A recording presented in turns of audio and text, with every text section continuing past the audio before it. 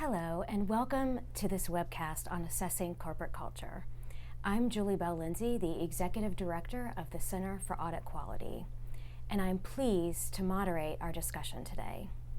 This event is brought to you by the Anti-Fraud Collaboration, which is a joint effort of the Center for Audit Quality, Financial Executives International, the National Association of Corporate Directors, or NACD, and the Institute of Internal Auditors, or the IIA.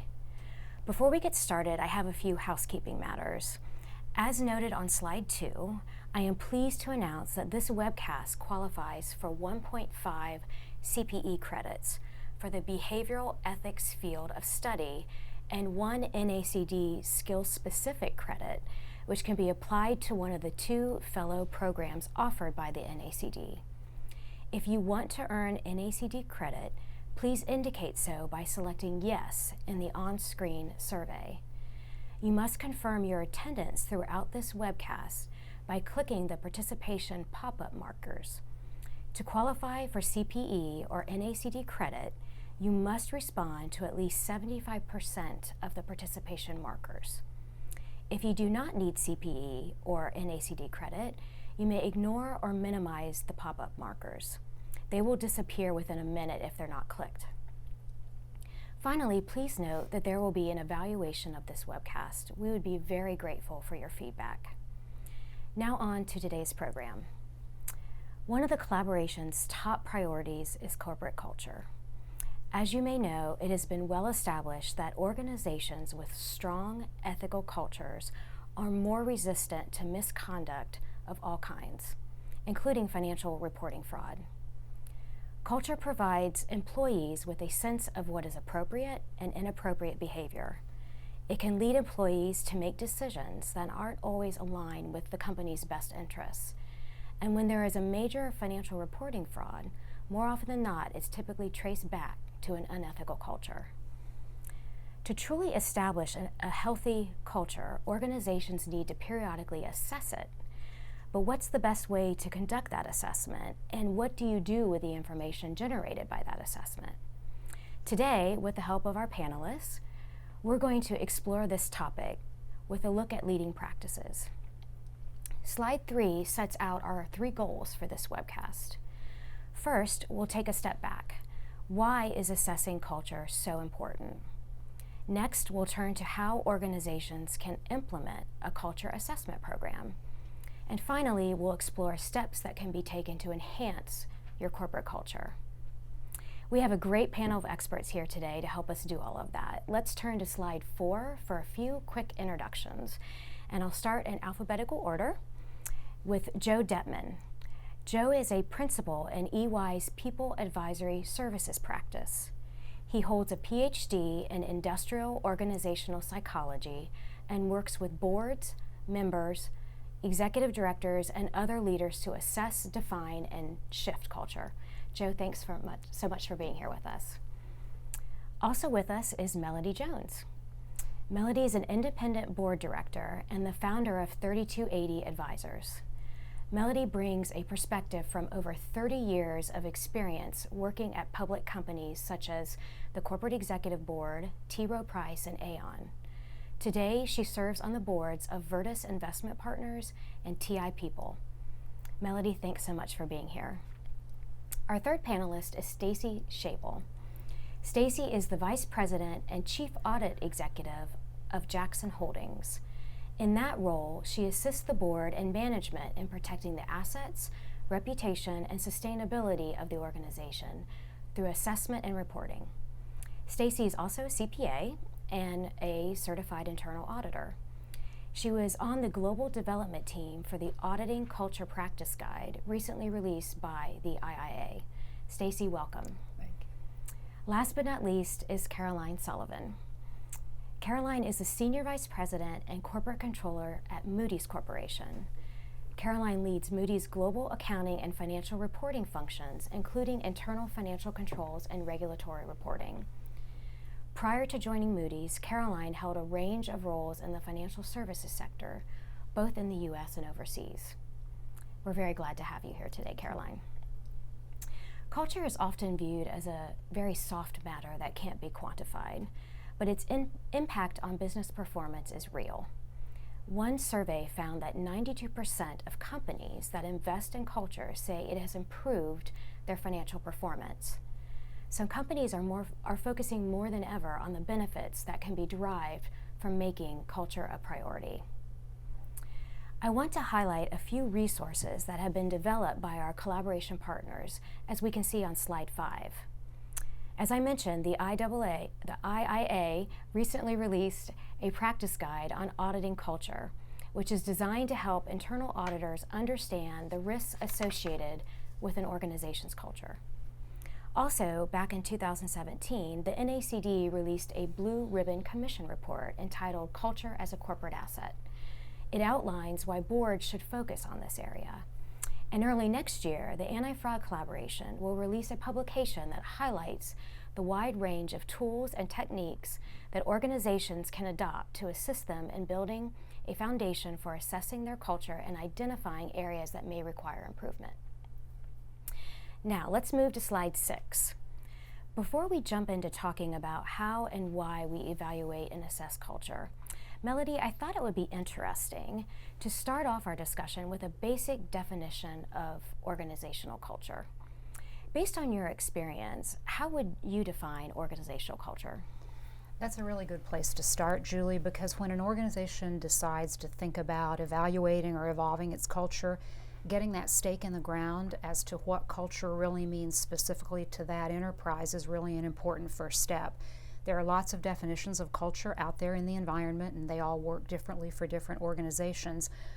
One that really resonates with me and has for a long time goes back to Lou Gerstner at his IBM days, and he talked about culture as the mindset and the instincts of all of the people that work in the organization. And that always has made a lot of sense to me because it describes culture as a set of behaviors that you can actually observe and manage, influence, and change over time. It's a very practical way to think about a fairly squishy, as you said, topic. It's also, on the prior slide, we talked about the NACD Blue Ribbon Commission back in 2017, and they spend a lot of time talking about the behavioral indicators of a corporate culture. So again, when you think about moving a culture forward, getting that very tangible, concrete definition in place is a really helpful place to begin. And building on that, Melody, so the IIA's practice guide focuses on culture being the attitudes, beliefs, values, and ways of working of an organization. So very similar definition. And I think it's really important that we keep in mind that an organization can have one culture, but it can also have many different cultures that really come together and form its overall way of working. Two things I'd add to help put culture in context. One is where culture fits in the corporate blueprint, so to speak. So if you think of a stack top to bottom, you've got purpose to vision to strategy to objectives to values to behaviors to reinforcing mechanisms underneath those behaviors like controls, policies, procedures, operating model, incentives, goals, and so forth. So if purpose is why we exist, vision is where we're going, strategy and objectives are what we're aiming to accomplish, culture is the how of the organization, how we work together, how value is delivered through people, is protected through people. The second thing I'll share is sometimes it's helpful to think of culture as the software of the company. So if strategy, structure, governance, technology infrastructure are the hardware you're running, culture is like the software. It's the language, the everyday decision-making criteria, the everyday behaviors that run through that hardware of the organization. So kind of thinking of it as hardware, software together sometimes helps people get their minds around what we really mean by corporate culture. When I think about observable behaviors, I've worked in the financial services industry for a long time, and post the crisis, there was a lot of focus on culture and the importance of that within organizations. And when I moved to Moody's as their controller, today is actually my first year anniversary at Moody's, but I spent the first year really watching the culture and watching the organization and observing it so that I could fully understand it and how it could impact me in my role as controller for the public company. So we've talked about what culture is or defined it. Let's talk about why it's so important. If we turn to slide 7. Caroline, from a financial reporting perspective and your vantage point as controller of Moody's, why is culture important? So every quarter end, when I take the time to sit down and sign off on the 10Q reporting with the CFO, and sign off on the fact that as the controller and CFO of the organization, we're responsible for the disclosures and the policies around that and the internal controls around financial reporting. As I put the pen to paper, it reminds me every time of how important the culture is, and how that culture across the globe and at all levels within my organization can have an impact on the financial statements that we're producing for Moody's. Stacey, how do you think about culture in your organization? So I've been with Jackson for over 14 years, and during that time the organization has definitely grown and matured, and the culture has evolved in a positive way over that time as well, which is really important to me in my role as Chief Audit Executive, really making sure that we're thinking about our control environment and assessing the aspects that affect that control environment. So I think creating a positive culture is definitely something that's very impactful on an organization. And to do that, I really need to set clear expectations that really come down from the top and then are permeated through all the different levels of the organization. And then maintaining that, positive culture, positive ways of working, where mistakes are okay, and encouraging people to speak up is also really important. And then when I think about how many organizations are moving to agile ways of working and fail fast mentalities, those are ways that we create ownership and teamwork in our organizations, which are definitely, supportive of a positive culture, but they're also ways that organizations are looking to be innovative and successful in today's environment. When you're talking like that, it's almost as if culture is an asset for an organization. So, Joe, turning to you, why is culture such an important asset for organizations? Thanks. I think more and more today we're defining culture as an asset, an off-balance sheet, intangible asset. One of the issuances that came out last year that I thought was really impactful was the EPIC report, the Embankment Project on Inclusive Capitalism, on inclusive capital. And in that, I thought it was a very ambitious effort to quantify a number of intangible assets like corporate purpose and brand, including culture. So I think we're getting smarter at quantifying some of our intangible assets, including culture. We've seen so many examples in the media of all of the right controls being in place, but the wrong behavior is still happening. And so I think we're realizing that the erosion of short-term value and long-term value that's happening because bad behavior still happen. The corporate culture isn't set the right way. It's not fit for strategy. It's not fit for the risk tolerance of the company. And so we're doing a better job of quantifying that and appreciating that intangible asset. Social norms are very powerful. More powerful, arguably, I would say, as a behaviorist than controls sometimes. And so that's what culture is. It's everyday decisions and language and behaviors that in aggregate are social norms. And when we're not measuring those and proactively shepherding those the right way, we don't have a handle on our asset the way we need to. Melody, from your perspective as a board member, why is culture important, or should it be important for the board? Absolutely. It's a fundamental aspect of measuring and assessing overall corporate risk. If at the board level you're not actively asking for leading behavioral indicators of cultural health, things like employee or cultural survey results, turnover analyses, exit interview themes, things like understanding calls to the hotline, at an appropriate level, the types of employee relations issues you might be getting, code of conduct violations, those are all things that as a board member you need to be on top of, because if you aren't, the risk is that you'll be surprised when there's an ethical or a compliance lapse that lands you in the headlines. Stacy, you talked a little bit about the importance of culture at Jackson Holdings. Let's drill down a little bit. Why is culture important to you as the Chief Audit Executive? Well, as I mentioned, a positive culture drives strong risk management, which I'm keenly focused on in my role. And then while culture can't, guarantee no control breakdowns, right?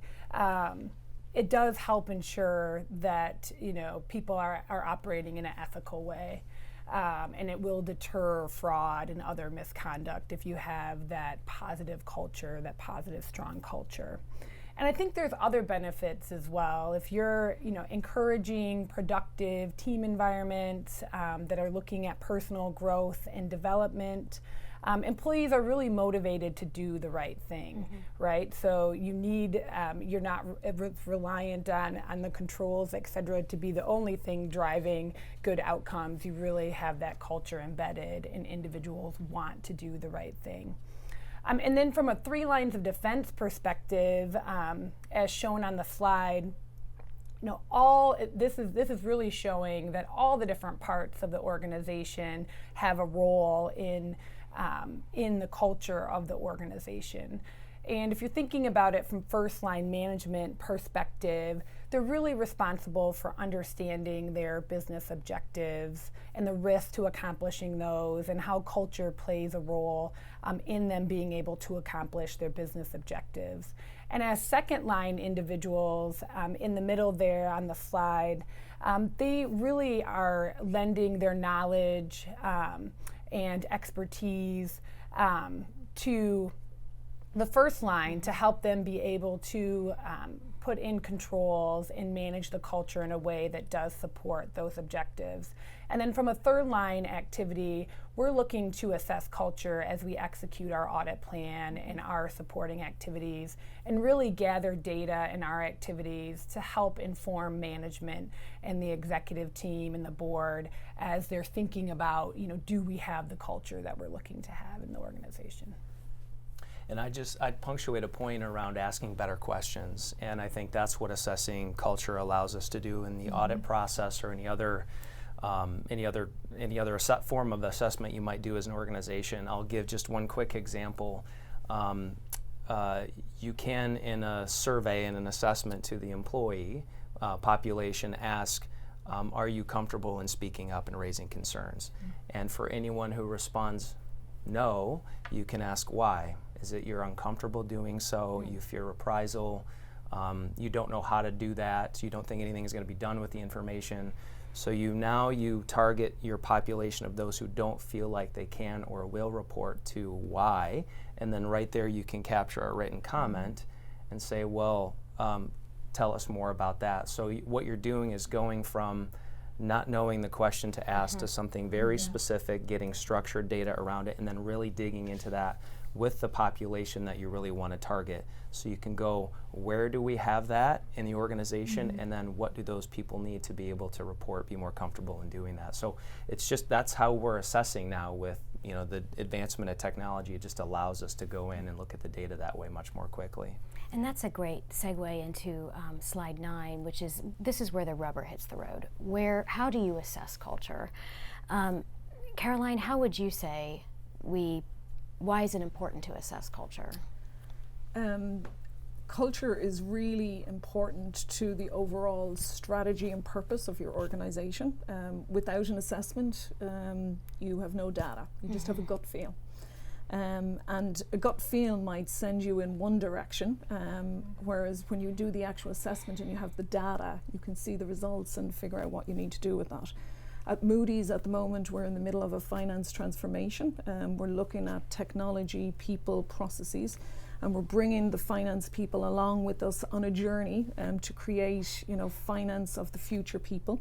In my organization, we're looking at creating digital accountants that'll work in the controllership function.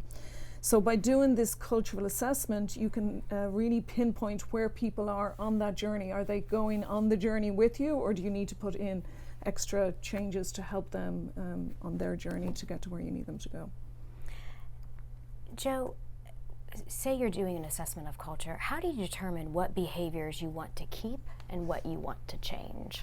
Yeah, so we're referencing the bottom 3 points on the slide here, just to have the viewers at home follow along. So first off, to point 4, research has established every organization has a DNA, has a core set of threads that define who they are, and that evolves over time. So the place to start in doing an assessment is understanding who you are as an organization at your core, actually quantifying that, to Caroline's point, getting some data around who we are, and then being very deliberate about, given our strategy, given our purpose, given our risk tolerance, given our transformation agenda, who do we want to become? How do we align our ways of working with our purpose, our vision, our strategy, our risk tolerance? That's a very deliberate thing organizations can do. So point 5 is maybe my favorite of any of the points we have on the slide, and we're going to hit this pretty hard.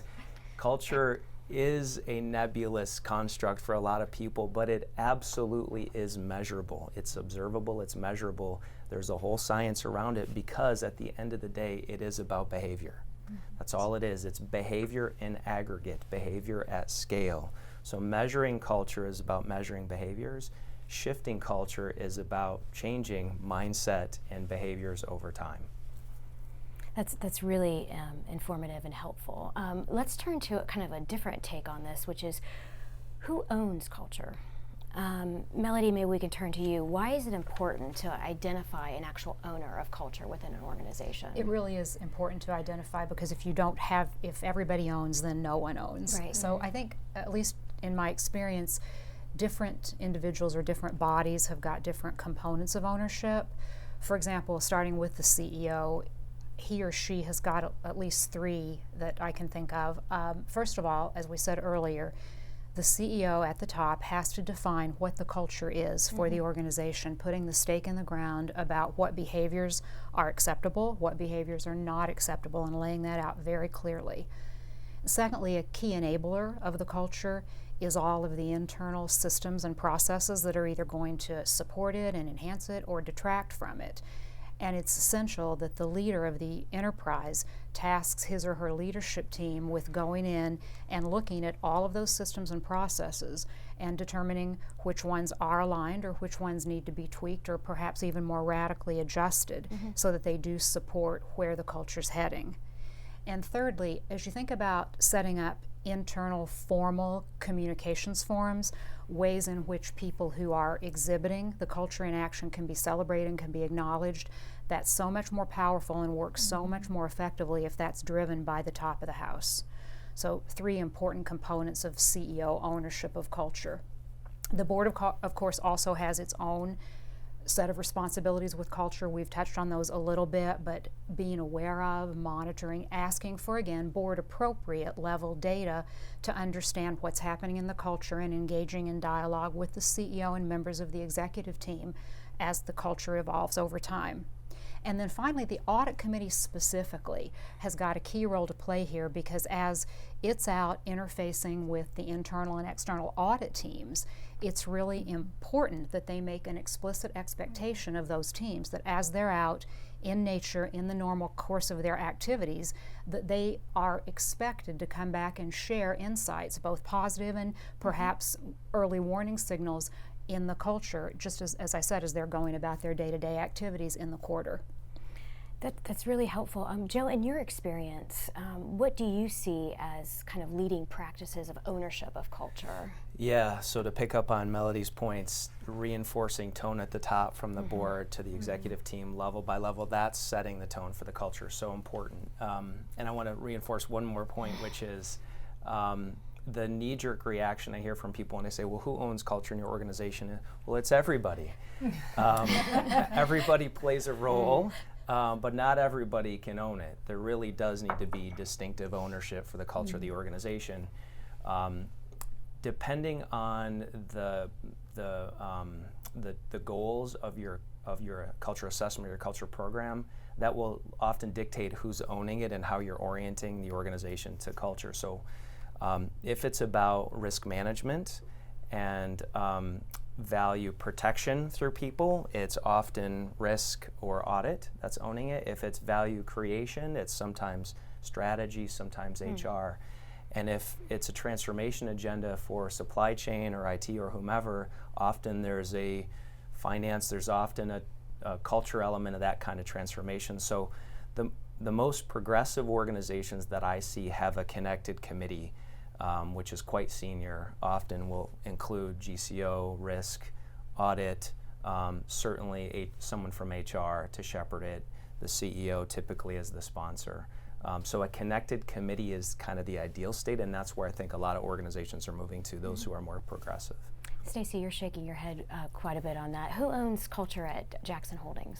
Well, I think just to reinforce the points that have already been made, our boards, our executive team, and many other stakeholders definitely have a role to play in culture and are interested in culture, given its effect on our risk of fraud and other issues occurring. But our CEO definitely owns the setting of the culture and the embedding of it in the organization. However, I just want to reinforce that while there isn't one, everyone doesn't own culture, everyone definitely has a role to play in culture. And I personally think that individuals can affect the culture in their team, the culture that they work in, et cetera, even if you're not a leader, right? So some of the things that I've seen be very effective are their behavioral standards. So their setting of behavioral standards between you and those that you work with. Some examples there would be, in my team, we have a standard that everyone has a voice. So if you're in a meeting and individuals have things to say, we all consciously make sure that everyone has that voice. Another one is meeting our timelines that we set out for ourselves. Everyone knows that expectation is that we're going to meet timelines, and we don't just hold ourselves to the top level timelines. Individuals in the teams, expect everyone else to hold to those timelines as well. And Caroline, at Moody's, who owns culture? So the controllership function that I'm responsible for is part of the overall finance team, which is part of shared services, and each has their aspect of the culture. And then we roll up to the Moody's corporations and the culture that exhibits. Last week we had a town hall at Moody's for the finance function. We literally talked about the finance culture, and we talked how it's grounded in the finance mission, how it's shaped by finance leadership, and then how it's brought to life by each of the people within the finance team as how they exhibit the behaviours of how they do their work. And lastly, and I think this is really important, that it has to be continuously reinforced by the finance leadership team so that people continue to hear that message about the importance of culture. Could I just jump in with one thing too, just picking up on your points? Sometimes we think about the architecture of culture, and we often get the question, should there be one company culture, or can each function have their own culture? We think in purpose and culture often go together. So corporate purpose, corporate culture, we think of them as like nested, the Russian dolls, where they're sort of nested in one another. So there really should be a core set of values and behavioral expectations that cut across the business. It doesn't matter what function or part of the world you sit in, what it feels like to be led, what it feels like to have a voice, what it feels like to be rewarded as part of your employee experience. That should be more consistent than different in Japan and in the US and in Mexico and in finance and IT and operations. There should be a consistency to that, which is the pervasive culture of the company. And then also within finance or within IT or within HR or within operations, it doesn't matter. You can also have a culture that kind of cues off the corporate culture, but that is unique to you. R&D should be focused on a hyper-innovative culture, right? Risk should be focused on a value protection culture, right? Yeah. Sales should be focused on a customer-centric culture, but all of that fits in the context of the kind of the architecture of who we are at our core, our DNA as a company. And if it's okay with the panelists, we actually got a question from the audience that is really kind of related to what you were just talking about, and I'll just read the question. What about global companies where there are true cultural differences due to various social norms across different countries? How do you suggest you combat these differences and implement core cultures or corporate cultures across the globe? That's interesting, Julie, because Bill and I have had a conversation about this and I think we were all kind of involved in this offline a little bit. That's when it becomes most important, because you have to work hard to involve all the various constituents geographically in understanding those similar threads that are the backbone of the corporate culture, the backbone of those inviolate principles of who we are as an organization, what we stand for, what we're here to do, get them involved in deeply feeling what that is, and then secondarily involve them in, with that as the groundwork, what does that then mean in Mexico or Germany or Tokyo or Japan writ large, and sometimes those can even be different. And I know Joe's got some specific ideas about that he'll share.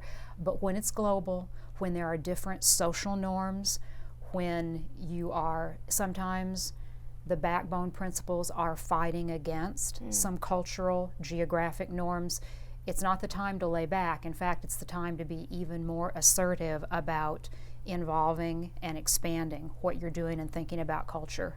Joe? I love the question, and so well said. It's almost like what she said. We're trying not to do that, but to build on it, I would challenge one word in the question, which was combat. It read, how do you combat that? And I don't think that's the right orientation. Not that the participant actually meant it combatively, but that's language matters, and I wouldn't look to combat national variants or variations across the world. In fact, embrace those while building kind of the backbone of what the DNA of the company is. For a few years, we studied the progression of companies from low to average performers into high-performing companies. And we studied it from a human capital and culture perspective. And the marker for a high-performing company is strength of culture when it's positive. And so when you look at the trajectory over time, what you see is a clear, more consistent company culture than one that is hyper-dependent on the effectiveness of the local leader. Now, that doesn't mean that national culture doesn't play into it or that local leaders don't influence. They absolutely do. But there should be this kind of consistency to the experience that you're able to build on a core set of values and a core set of principles and a core set of behavioral expectations that everybody has. And now, here's how we apply that in Mexico, and here's how we apply that in Germany, and here's how we apply that in Japan, given our national heritage and culture. So local variance is okay as long as it cues off a core that is common and consistent. And that takes work. That takes time to kind of build that level by level and leader by leader. Let's turn to slide 11 and spend some time discussing how to approach a culture assessment, which I know a lot of people struggle with. Various tools that are available to companies to assess culture. Melody, let's start with you. Can you tell our audience about tools and metrics that companies are using today? Sure. First, I'm going to reference the slide a little bit. You'll notice that of the directors who answered this survey, the third line, 64% of directors indicated that they use gut feel to assess cultural health, which actually isn't really a tool at all. I mean, fortunately, there are a number of tools, some of which we've talked about, things like survey data and exit interview data and hotline calls and code information, even things like hiring and promotion trends for key demographics. Those are all things that companies can and should use to evaluate behavioral indicators of company and corporate culture and company health. That's current state. Those are evolving. And I think in a little bit we're going to get into a little more specifics about how some of these tools and techniques are evolving in the more progressive companies. And I think in a bit we're also going to talk about why it's important to apply holistic tools and techniques, not just one or not just two, but avail yourself of as many as you can to get the most robust picture of what's happening in the environment. Caroline, can you describe what you have used at Moody's to assess culture, and how did you know where to start? Sure. So I worked very closely with my HR partners, and we're lucky at Moody's that we have somebody who specializes in organizational effectiveness, similar to Joe. We sat down to kind of come up with a plan together as to what we wanted to do. And it was comprised of two different things: one-on-one interviews with a small group of people, and then utilizing information out of that to create a pulse survey focused on culture. So the one-on-one interviews were questions between the person in HR and my leadership team. And out of that, we got certain themes, and we wanted to build on those themes. Everything came back anonymous, and we presented that to at my leadership table. And we utilized that then to create the questions that we wanted to ask in our cultural survey, different from our employee engagement survey. And our questions were focused on roles and responsibilities, collaboration, raising issues, and on leadership. And then I had a meeting, I call it an all-hands meeting, with my global team, where we talked about what we were doing and why we were doing it, and that this would be coming into their mailboxes, and we needed them to participate in the survey. Now, once the survey went out, I worked very hard to remind them every day, it was only open for a week, that they needed to reply to their survey, and we got a 93% success rate around the globe, so we're very happy with that. And then, once you get the survey, now you have to figure out what you need to do with that information. So it was a matter then of kind of sitting back again and analysing that information with Renee and my leadership team, and trying to find a couple of actionable items, not like 20, 2 or 3 items that we were going to work on over a period of time. You're not going to change culture immediately. It takes time and effort. And then I would say the other people that I worked with is a group of people, I call them my global ambassador team.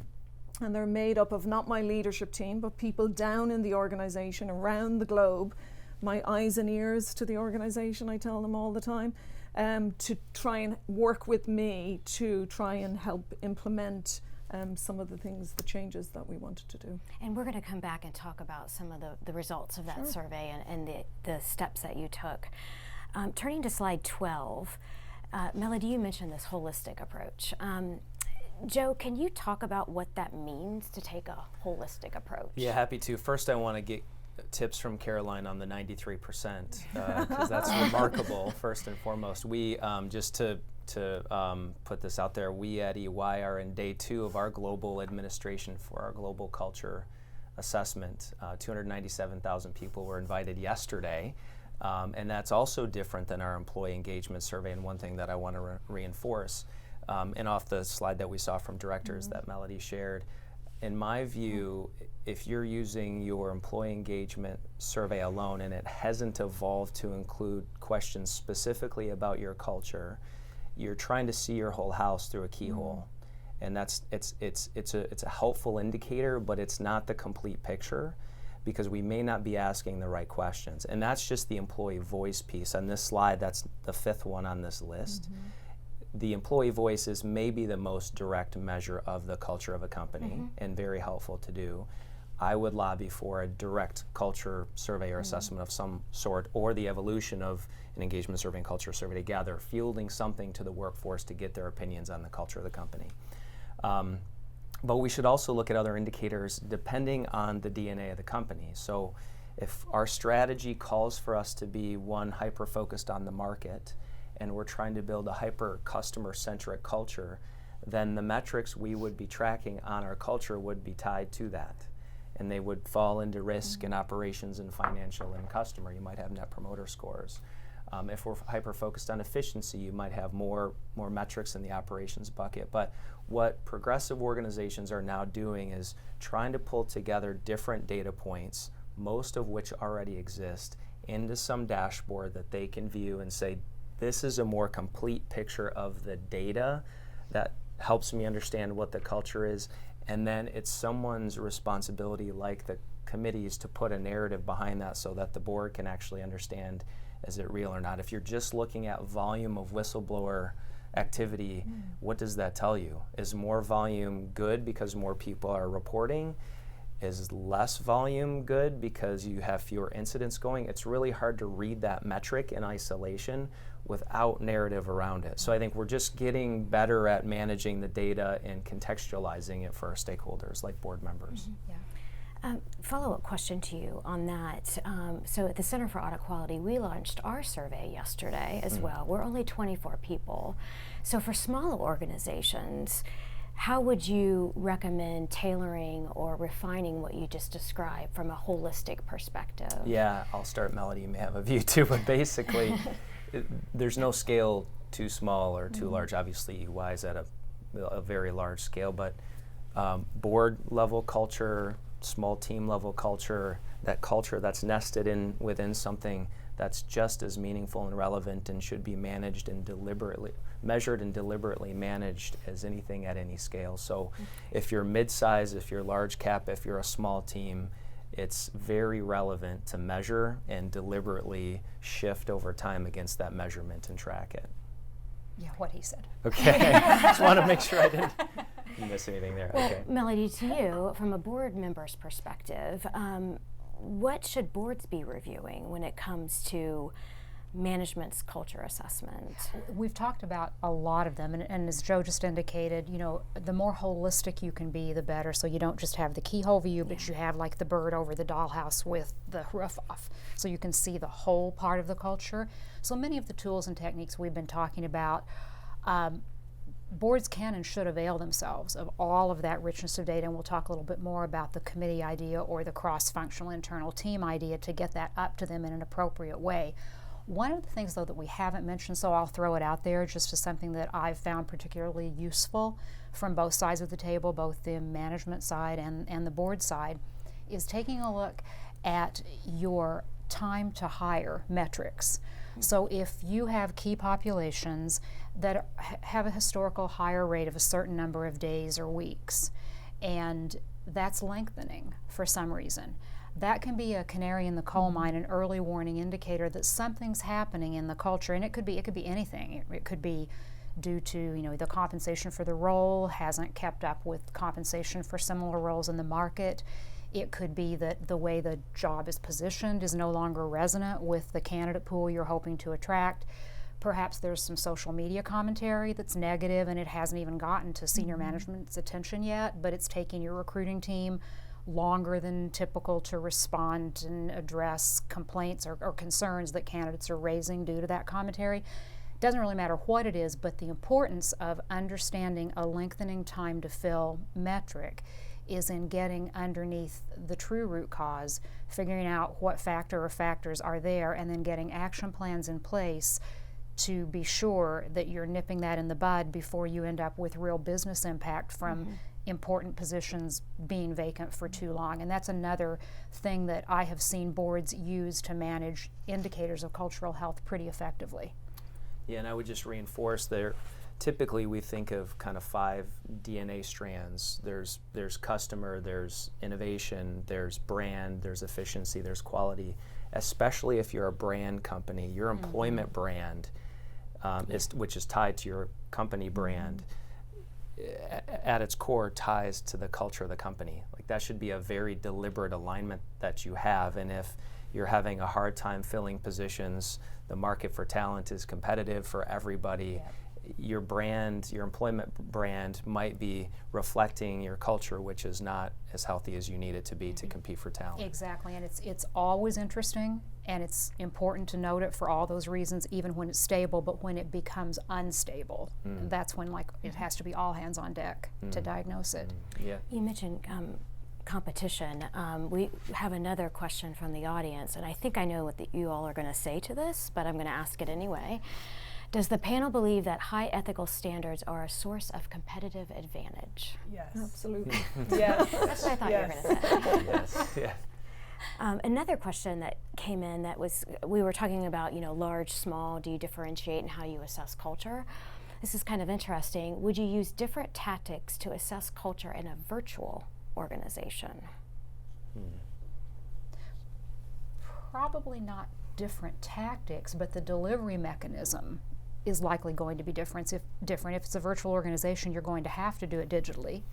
so you aren't going to be able to do so much face-to-face, belly-to-belly, everybody around the table. But I mean, off the top of my head, what do you guys think? I can't think of things you would do or not do just because it's virtual. Some of the tools will still be the same. Yeah. I think maybe to your point, Joe, I mean, you would have to have different metrics around, you have a virtual organization, you're going to have a different strategy, different goals. So the metrics that you pull out as important, I would think would be different than, more, bricks and mortar type of organization. Could be, and more organizations you have remote or contingent gig-based, workforces, and I would argue that means it's more important than ever to have a clear, consistent, strong, healthy, positive culture, because those people, the day-to-day connection that they will have will be mediated by technology. It won't be as strong, and so you really need your values and your behavioral expectations to ring through the organization. And for leaders who are connecting with these folks, even if mediated by technology or virtual, it has to be just as clear and consistent, which is maybe more challenging to do. So how do you build and sustain a culture in a company that is geographically dispersed and virtually connected? That's almost everybody's challenge now, because that's how we operate. But you can do it, it's just you have to do it very deliberately and maybe puts more kind of importance on getting it right and being clear and consistent. I think it aligns with the continued increase in the importance of culture and clear definition of culture and permeating it through the organization, et cetera, as we become more geographically dispersed, more virtual, et cetera. Could I just, the ethical question, I'm guessing the participant didn't just want a yes or no, unless they're looking for the did not specify, but I assume you're right. So maybe just one comment on that. The reason I would say yes, I'd be really interested in your views, is because purpose-driven, transparent, ethical organizations have become a magnet for talent. It is the age of transparency, and we're not going back.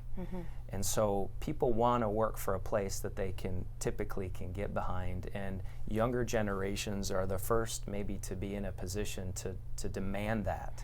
And so if you have ethical breaches and you have public bad behavior, I believe it's a lot more difficult to attract, retain, and engage your talent. So if you think about it that way, I mean, it's not a nice to have, we treat each other well and are ethical. It's like it is has direct implications on your ability to manage your talent, which is how you drive your business. And it's imperative if you want to be anywhere in the innovative space, right? Big data, RPA, artificial intelligence, all those things that are being used in the financial services industry where I'm at. You need the individuals that can help you be innovative and dynamic and find those new solutions and innovative ways of working. And so if you can't attract talent, it's really difficult to be able to play in the space from an innovation perspective that you want to play. Well, that was a really good question from the audience, a couple questions from the audience. Let's turn now to slide 13. We've talked about doing a culture assessment. I mean, Joe, what should a company be looking to really get out of that assessment? Yeah, so a very clear definition of who we are today, and also clarity on who we should be tomorrow, given our, again, strategy, purpose, vision, transformation agenda, whatever it might be. And also, how do we activate a change? And that's where a lot of surveys don't really get into that. We get the results as leaders and we're left figuring out, okay, how do I go activate closing the gap from current state to future state? What do I do? And so some of the best assessments that I've seen, current state clear, future state clear, gap to close, we get to prioritize that as leaders. And then also, what are we going to do to activate? So what motivates my people? Who are the influencers in the organization? You can actually, through organizational network analysis, identify the informal influencers in the organization, not just hierarchically, but who are the real kind of movers and shakers that people go to and trust for information. So you can enlist those folks later. And then what levers do I pull to shift from where we are to where we want to go? Do we need to touch our goals and incentives? Do we need to touch our operating model? Do we need to touch our governance? Getting people to weigh in on that, crowdsourcing information from your workforce who lives and breathes the organization every day, is very valuable, and often we're just not asking the question when we could be enabling our leaders with more data about how to actually go affect the change as leaders. Stacy, you've overseen the conduct of a culture assessment. What approach did you implement?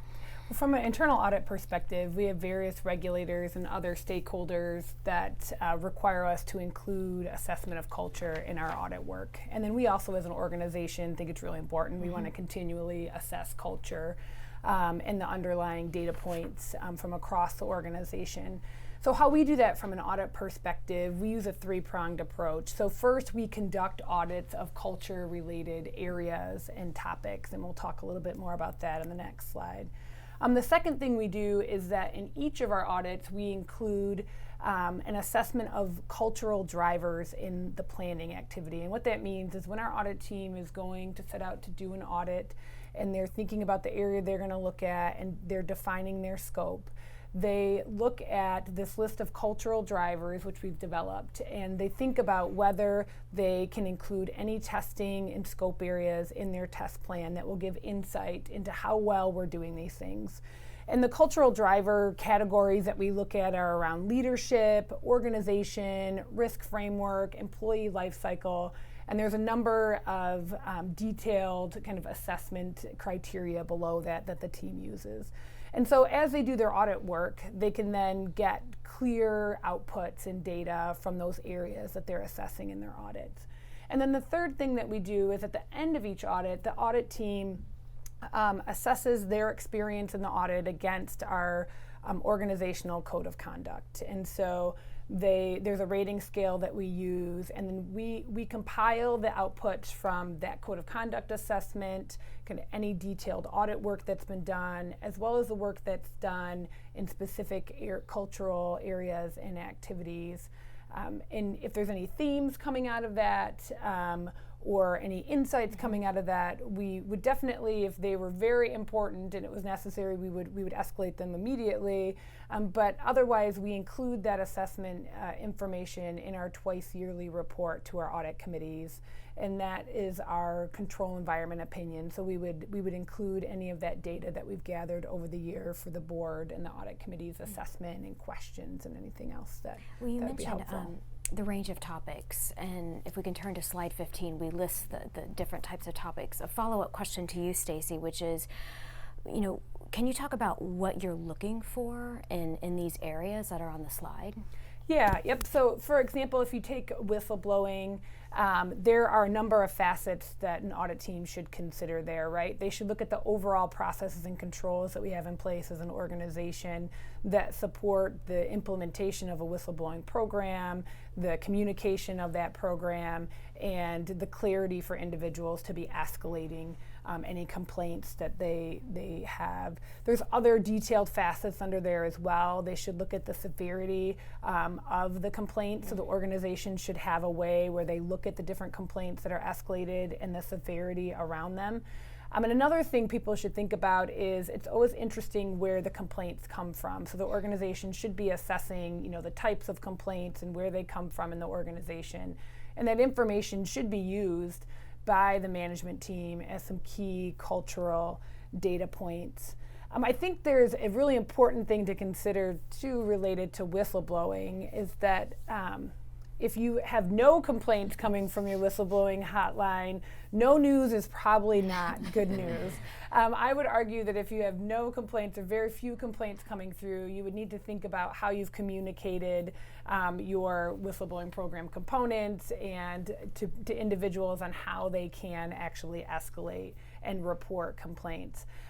The ideal situation would be that you do have a number of complaints coming in and that they're assessed at a lower level. And so you can see that people are comfortable kind of raising anything that is a concern and they know where to raise it, but you don't have serious issues going on in your organization.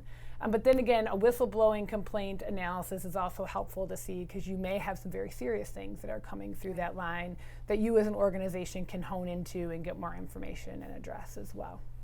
So everything we've talked about so far is internal, internally assessing your culture. Joe, question for you. Is company culture strictly an internal issue, or have external parties expressed interest in a company's culture? And I think we've touched on this a little bit already, but your thoughts on that? Yeah, the latter. So there certainly is external interest.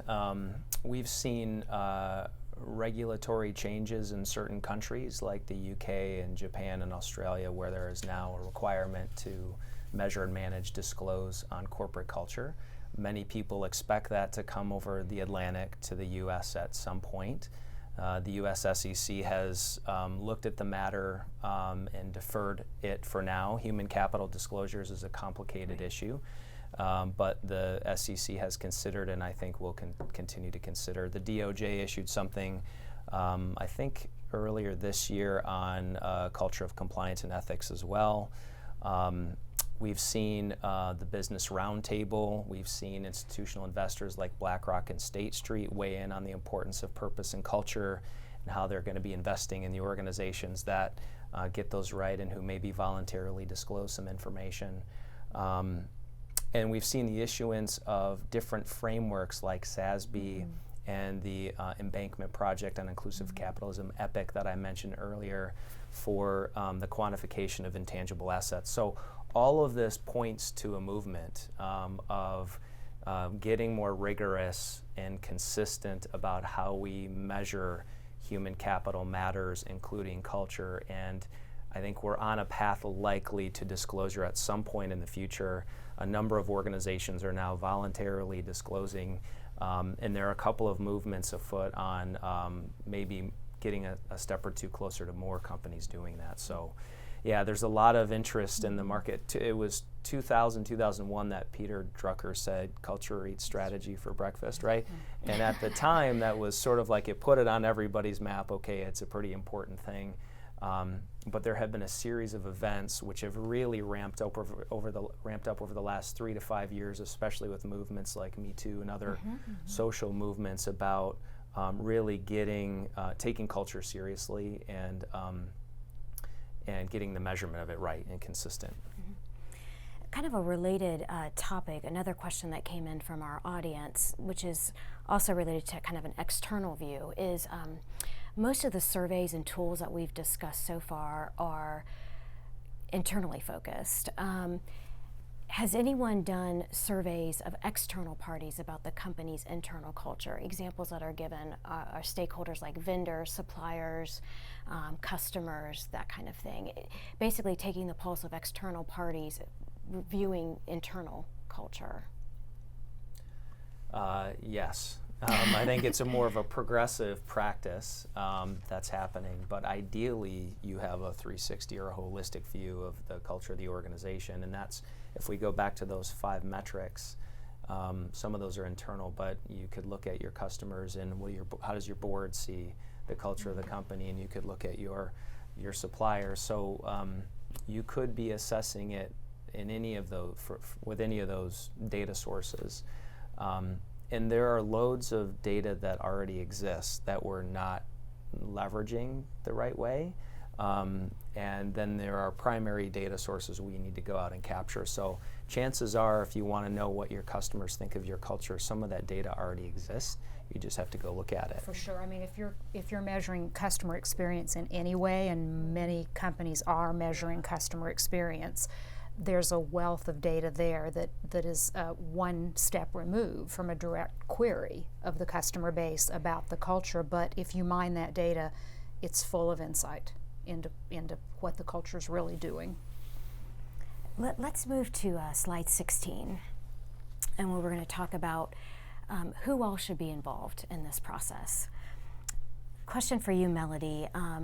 You mentioned earlier that the CEO has overall responsibility with the monitoring function by the board. How do you think about other essential roles and responsibilities in an overall assessment of culture? We touched on it just briefly earlier. I think both Stacy and Joe talked about the importance of some internal teams that have a lot to do with gathering and monitoring the data that leads to the ability of the CEO and the board to keep their eyes on what's happening. So, for example, HR, legal, internal audit, compliance, these are all teams that have individual components of cultural management. HR is going to have access to employee relations data, to turnover analyses, to statistics on employee relations complaints at various levels. Your GC, your chief legal person, will certainly have information on code of compliance, training utilization, on violations of the code, other policy violations. And your head of internal audit is going to have quarterly audit results as related to any cultural issues.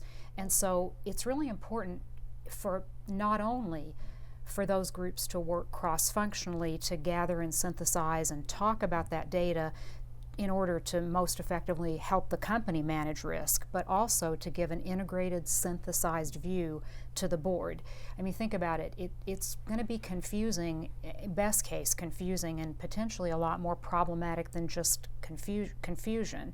If you've got the HR team talking to the comp committee, if you've got your lawyer talking to governance, if you've got head of internal audit talking to audit, and while each of them are sharing, very accurate, very true, very descriptive, supported with good narrative components of their piece of the elephant, so to speak, if you do it that way rather than an integrated, synthesized, holistic picture, the board loses the opportunity to really see the overall risk frame in terms of the corporate culture.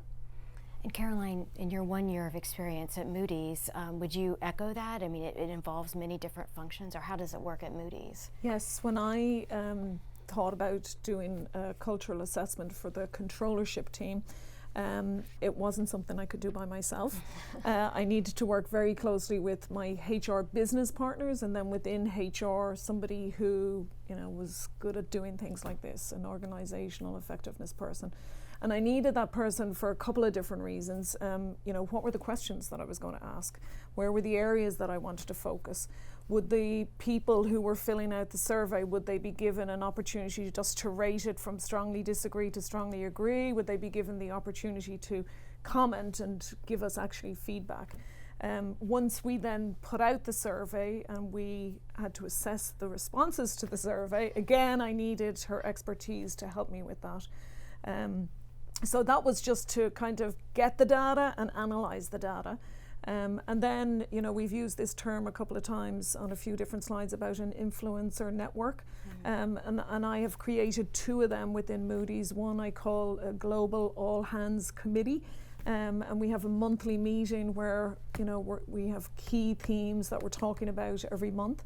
And they help me with that agenda. They're located around the world. And then after we did the cultural survey, I created a global ambassadors team. Again, a mixture of people from around the globe at different levels within the organization, but that people listened to them when they, had things to say that were coming out of the committee.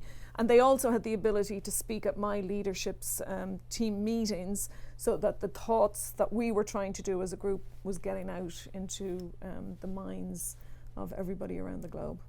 That's very, very helpful. Stacey, companies don't need necessarily to develop a dashboard that has all this information pulled together in one place. What other ways can companies keep a pulse on culture? Yeah, I think building on Melody's comments, it's that, from a control function perspective, we definitely engage with our management team at all different levels. But we also have quarterly touch points with the other control functions and other functions that would have those insights into culture and the results of their work and their analysis. On a quarterly basis, we touch base, we talk about the results of our work, definitely the formal results of our work, but then all the teams share if there's any kind of informal results or other things that would be helpful across the piece. And then, as I mentioned previously, we include that in our quarterly formal updates, or our twice a year formal updates on the control environment to the boards and audit committees. And then we also have obviously independent sessions with our executive team members and our board members and audit committee members, where those things can be discussed as well. But it's really looking to pull all those different pieces from across the organization together to provide that more holistic view. So we've talked about assessing culture. Let's now turn to some actionable recommendations that we can give our listeners. Let's say an organization has conducted a culture assessment using one of the tools that we've discussed. And let's also say that the results were not great, that there are some views and concerns that are not necessarily aligned with management and the board. What do you do next? So Melody, can you talk about some of your experiences in helping a company's culture evolve? Sure. Let me just take a step back and do a little bit of a frame in terms of historical culture evolution. Typically, a company's culture will have been established by the initial founder, the leadership team of the company, and it reflects his or her ideals and values and belief for what the company's purpose is and what it's out there to do and in what ways it's going to do that. And then, of course, as time passes and the company evolves, grows from, how did you say it, Stacy, from a large, small company to a small, large company, in your case. As that happens, as the market in which the company finds itself evolves, those initial ideals and behaviors that represent the ideals may not serve it so well anymore in achieving its new strategy or its new mission or its new purpose. And when that happens, when the existing cultural, behavioral, social norms are no longer helping the company achieve its objective, that's when you know that you need to step in and evolve the culture, or sometimes even more radically transform it. So there are, again, a number of ways to go about that. I think one of the things that everybody needs to keep in mind, and we've touched on this, is that it's a long process. It's not something that happens overnight. Culture touches every aspect of the enterprise. Joe used a great term there, thinking of it as the software that powers the hardware of the operations and every other function, means that you have to be really persistent, really consistent with it. You have to really stick to your guns on it and understand that it's going to be complex, and you're really going to have to apply some of the innovative tools that we've talked about. So with that as the frame, a place that I've found it's really useful to start is in describing the from to, and Joe talked about this a little bit, but talking very clearly about the current behaviors that are no longer working, no longer serving you to the fullest extent they could, and then describing the aspirational to state, so what it looks like today and what it's going to look like if the new cultural mandate is fully established and fully integrated across the entire firm. And then getting some very concrete action steps in place, but having that from to map as the foundation, sort of like the Christmas tree that you can hang all the other ornaments of cultural change on, is a really important place to start, and it is where I usually begin. Kudos for the seasonal reference Yes, there. Well done. I thought hard about that. That was good. And just to add a Yes, real practical absolutely. example to that, just an example of from to. So from we ship at any cost, Yes. to we only ship if it's right? And so think of that applied for a supply chain team or an operations team.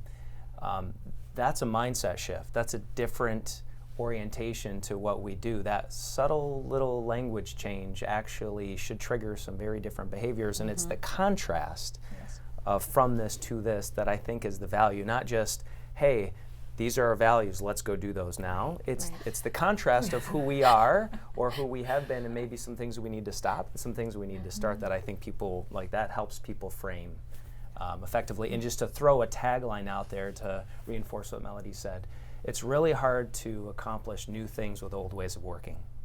And we're all trying to accomplish new things. Strategy shift, new CEO, transformation agenda, cost takeout, doesn't matter. We're all trying to accomplish new things, and if we keep working in the old ways, we cannot expect to get new results. So we have to shift ways of working, which is behaviors at the end of the day. That's very well put, very helpful. Just a tagline. Yeah. Gotta have one or two of those. I want to come back to, since we're talking about how you take the results that you get and shift culture, evolve culture. Caroline, we spoke earlier about the engagement survey that you did at Moody's, and one of the questions was, how comfortable do employees feel raising their hand? And 70% were comfortable, 10% were not comfortable, and 20% were neutral. Can you talk about how you dealt with that 20%? Sure. So to kind of break down the question a little bit, we asked, are you comfortable raising issues within your team? Are you comfortable raising issues with your manager? And are you comfortable raising issues with senior management? And at the first two levels of the team and the manager, the numbers were, 80% favorable of agree or strongly agree, and kind of 10% in that neutral zone. But then when it got to senior leadership, and senior leadership in my cultural survey was me and my leadership team. And that neutral number really increased to 20%. Now, you might look at, the 70% and say, that's fantastic, I'm done, right? But when I worked actually with the organizational effectiveness person in understanding the survey and what the survey was telling me, her point to me was that that neutral group could swing to the left or swing to the right? So they could drop into the disagree bucket, or I could bring them on the journey with me to the agree bucket. So that again goes back to like the importance of getting the data and getting after the data. The data also told us different things when it came to managers of teams versus individual contributors. It told us different things about the teams located around the globe and what their responses were to different things. The bit of the survey that surprised me the most was that the people that worked in New York didn't feel that they had access to the senior leadership team. Now, I meet these people every day of the week in the corridor, at the cafeteria, wherever it is in Moody's building, but yet they didn't feel that they had the opportunity to, meet me and my leadership team. So, one thing that we did to respond to that New York population was I set up lunches and coffees with small groups of people. It was me and the group of people, 8 or 10 people, to literally talk to them about their experience within the organization and talk to them about their ability to raise questions and hopefully get solutions to the questions that they had. That's really helpful. Let's turn to slide, I think we're on 18 now. This is a question for all the panelists. We can just maybe start with you, Joe, and go around. What actionable steps can companies take to enhance their culture? Yeah, it's such a big construct and it can feel so overwhelming that it just helps to start small. And like most things, it just helps to get data. Otherwise, as we've been talking about, it's a lot of instinct and gut reaction. And so the first thing that I like to do is just facilitate a conversation with a leadership group about what are our objectives with culture. Are we looking for behavioral risk in our organization? Are we trying to align new ways of working with our strategy refresh?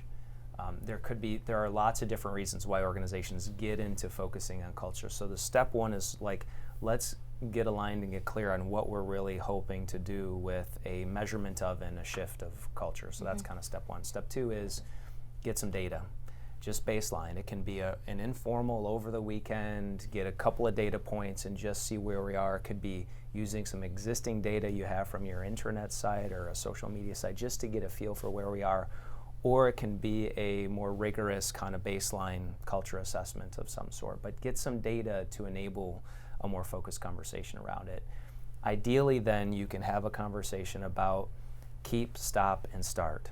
So as Melody said, every organization has evolved over time and is successful on some level, and you want to keep some of your DNA, some of what makes you special as an organization. Culture change and shift is not about throwing everything out and installing a new software program. Typically it's not, unless we're in a real toxic situation. But we've got to focus on what do we keep to stay. And also, we haven't talked much today about cultural integration in the context of a merger or acquisition. That's a whole nother interesting topic we could go into. But even in that situation, you want to take what's made each organization great and look to fit that together to make something better. So there's keep, and then there are behaviors we want to stop, and this is typically where our auditors and our risk folks get really involved, identifying the behavioral risks and looking to mitigate those, right? Closing those gaps. And then what do we start? So if we keep some things and we stop some things, now we have room for new code in the program. One thing that a lot of organizations fall into with a refresh of values or a culture program is it's just layering more onto the organization. That's the opposite of what we want to do. Many culture programs, good ones, are actually about simplification of work and process, taking things out of the system that are inhibiting us from being great, the exceptional people we can be together in organizations. So that's the third step, is just get it really clear. What are we keeping? What are we stopping? What are we starting? And then just laying out your blueprint, your design. What are the gaps we're choosing to close, and what levers are we going to pull to go close those? If I take a look at this slide, I mean, if I look at this, number 7 and number 10, just to build on, what Joe was talking about, really shifting the controls and your reinforcing mechanism. And it's your controls and your overall control environment, but it's also your controls around the implementation and embedding of your culture, and your measuring and your monitoring of your culture. And then your reinforcing mechanism, this is really important. This is making sure that you have a consistent response to issues as they arise. If we aren't consistently responding to issues as they arise, then we are not reinforcing the culture that we have set, and how important it is for everyone to keep that culture front of mind and to be executing within it. And then the bottom there on the right, get the metrics right and measure progress. So I think we've talked a lot about metrics and measuring process and how important they are. And I would say here, just make sure that there are a lot of metrics out there. I think we've all highlighted this, that are already there. And there are different teams, for instance, your internal audit team, your risk team, your compliance team, that are already doing work that can provide you good insight, in the depths of the organization, how things are really working. And so to make sure that you're utilizing those teams to measure your progress, in addition to kind of the mines of data that are already there that can provide you some really, really good metrics. I'm going to talk about number 9, and I know to the viewers we might sound a little bit like a broken record here, but I'm going to do it again. That be persistent and consistent. Cultural evolution is absolutely a marathon, not a sprint. And it's really important that once you begin, that you maintain consistency in words and in actions at every step along the journey. And it's really important that you're persistent, that you lay out the map that Joe's described, that you get great measurements in place that Stacy just talked about, and then as each chapter unfolds, as each step is taken on the journey, that you are very persistent in managing the successes, monitoring the failures or the not so successful, and course correcting as you go. So that sense of persistence and commitment and consistency over a protracted period of time is something that you really can't undergun. I would refer again back to the influencer networks, and it talks in here about from the bottom up, right? So how do you get to all levels within the organization? So that's something that's really worked for me at Moody's. And the other thing I would say is utilizing technology effectively. We utilize Slack at Moody's, and I have a controllers channel where the 330 people in my world are members of that channel, and I utilize that rather than email to communicate with them on different things that the organization is doing or different areas of culture that we want to move forward. And one thing that's really important to us is recognition and reward, and putting up on their examples of, I mentioned we're going through a finance transformation journey and getting people to utilize new technology. And when they do a training program, actually putting a picture of it up on the Slack channel so everybody can see them and congratulate them for it. And that then encourages other behavior around the globe when people see it and see it being reacted to in a very positive way. So that's something that's worked for us at Moody's. We have another question that came in from the audience, which is, it's pretty tough, and it kind of gets into actionable steps that you could recommend in this particular situation, which is, can you talk about processes used to get buy-in on the cultural assessment process at the board and executive management levels? So if you come into an organization where the board and executive team is not necessarily focused on these types of issues, what would you recommend to get them focused on these types of issues? I think bringing data, because data will exist about the impact to the business of not taking it seriously. So you'll be able to, at pretty much at any level, you'll be able to go out and gather data that presents a fairly clear picture that if this was paid a bit more attention to, you could likely avoid all kinds of things, not just ethical lapses or breaches, but things like customer attrition because the culture isn't working for you, things like vacancy rate because your employment brand is off. There are so many aspects of not managing it that if you just think about the kinds of data you could gather, that you could bring forward in a very simple, very non in your face way, but just a very objective way that you carry up to the people that you need to have support you in the endeavor, showing the business outcomes of doing it better is likely going to be pretty effective. I think also bringing solutions. So I think from an internal audit perspective, we could say, yep, we're expected to assess culture, and so we're gonna hire some psychologists to help us do that, right? I mean, that doesn't make sense from an internal audit perspective. But I would say when we were first being required, that was some of the reaction that we got. And so saying, hey, it's really important for us to assess culture, not only because our regulators and stakeholders are expecting it, because it's the right thing to do as a company, and by the way, here's a way for us to do it and bring you results and good data that incorporates into our current process and just makes our organization and how we function better. Those are really good. Only thing I would add is sometimes it's not take it from me, but take it from a peer. Yeah. There are so many enlightened board members and executives and audit executives and other organizations who do this with serious conviction and serious results, and their organizations are better for it. We've had a lot of success in just putting to a board member who's resistant with a board member who really gets it and allowing them to talk it out, or to executives or any level in any organization. So sometimes it's just the peer-to-peer network connection that can help people get over that initial resistance. That's a great idea. Stacy, this could be a question for you. Well, it actually is a question for you. If you're an internal audit director, what actions can be taken if your audit committee is mostly focused on the company's profits and margins, and they don't want to spend time discussing or asking about the company's culture during the audit committee meetings? So I think I think what we just discussed, right? You need to bring them the data, the whys, and the solutions.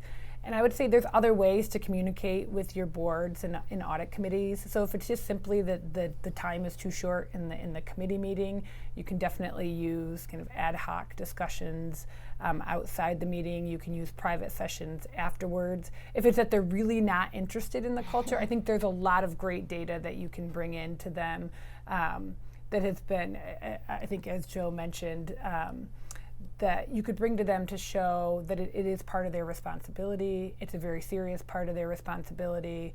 Obviously, hopefully your management team is on board with the importance of culture and the assessments of culture that are going on across the organization. You can definitely, have them discuss with the board the importance of including it as a formal topic, et cetera. Again, I think bringing the data, but then also the solutions, because I think what I've seen in the past is when there's change, if you bring the data, it might say, okay, well, this is great, but it seems like a mountain to actually solve it. And when you bring some solutions that peers have used or others have used very successfully, I think it becomes an easier thing to discuss, and usually you can get people over the line a lot quicker. And if I could just pile on just really quickly, I would say both from the perspective of audit committees I've served and audit committees I've served on, even if we're not thinking to ask, if the auditor brings us something interesting that we should be thinking about, nobody's going to tell you to take that away.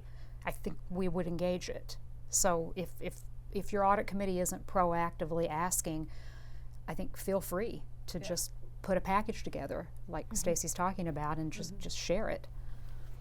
Given the nature of some of these questions, I think it's clear that culture is still an issue at certain places.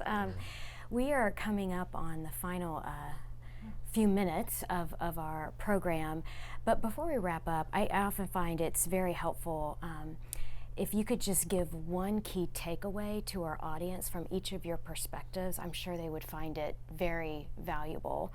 So Melody, maybe I'll start with you. What would be your key takeaway today? I think that I'll take the director's perspective on this, and one punch that I hope we've landed is that measuring and assessing corporate culture is just as important for the board to take on as any of the other topics that we routinely monitor: strategy, finance, M&A activity, and building it in as a regular part of the cadence of the board and the committee meetings is really useful. And if you go out and apply the frameworks, the techniques, the tools that we've been talking about for the last hour and a half, it's also just as possible to measure and evaluate it as any of those other things. Caroline? Yeah, I would use the term measure what matters. As I said, we're going on this finance transformation journey at Moody's, and what we're trying to do is utilize more data in order to, create dashboards on how the financial close is going every month. Utilize data to help us come up with accounting estimates that we will use to book in our financial statements. And likewise, I've learned on my journey around cultural assessment that when I got the right data related to the cultural assessment of the controllership teams, I was able to do something with that. I think we've all said it'll take a period of time, but at least it gives me a journey that I need to go on. So measure what matters. Stacey? I think, as I've mentioned a number of times during the webcast, make sure that you embed those cultural assessments in your existing audit activity. And I think I mentioned before, also in your existing risk activity, compliance activity, et cetera, to really help you get more and more metrics and insights for your organization to use. And I'll just give a plug for the IA's practice guide that you mentioned at the beginning of the session on auditing culture. So if you're an auditor and you're wondering how to do this, take a look at that practice guide, because it's got some really good information and examples. And that's available on the IIA's IIA website, yes. Yep.